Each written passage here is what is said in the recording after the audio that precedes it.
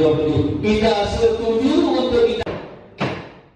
Nama Tengku Miswar Ibrahim atau akrab dengan sapaan Tengku Miswar Ibrahim Jong unggul dengan perolehan 34 suara dari lawannya Tengku Ibnu Rizal yang hanya memperoleh 14 suara. Sebelumnya ada sekitar 8 nama kandidat yang maju dalam pemilihan Rais AM atau Ketua Umum, Pengurus Besar Rabitah Taliban Aceh untuk periode 2023 hingga 2027. Di antaranya Tengku Rizal yang merupakan Rais AM, Pengurus Cabang RTA Aceh Besar periode 2017-2021.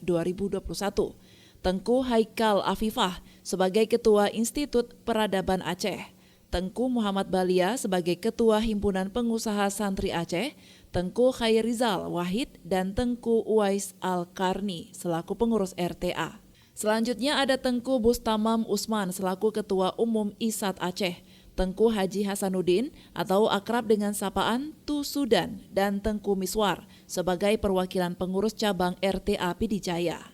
Ketua Panitia Kongres Santri dan Muktamar ke-6 PBRTA, Rifki mengatakan terdapat 48 total suara dari forum yang memberikan hak suara, hingga terpilihnya Tengku Miswar Ibrahim sebagai Ketua Umum Pengurus Besar Rabitah Taliban Aceh periode 2023-2027 mendatang. Ya, dari 9 nama calon yang muncul sebelum serangkaian acara dilaksanakan, kemudian tersaring 3 nama, yang kemudian dari 3 nama tersebut tersisa 2 calon yang bertarung di tahapan pemilihan. Ada muncul Tengku Ibnu Rizal dari PCRT Aceh Besar dan juga Miswar dari PCRTA Pidijaya.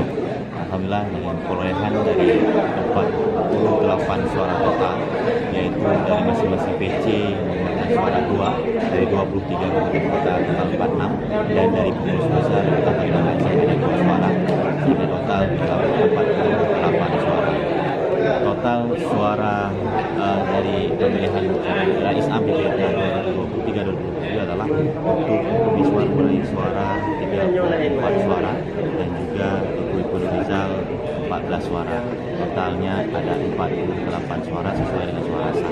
Alhamdulillah Tengku Miswar dari PCRTA Pidijaya yang saat ini menetap di Kota Banda Aceh resmi menjadi Rais AM PBRTA tahun 2023-2027. Rifki berharap nantinya Rais AM yang terpilih bisa benar-benar berbuat dan menjalankan visi misi yang telah disampaikan. Melalui PBRTA ini juga semoga bisa menjadi wadah tempat berkumpulnya para santri-santri di Aceh.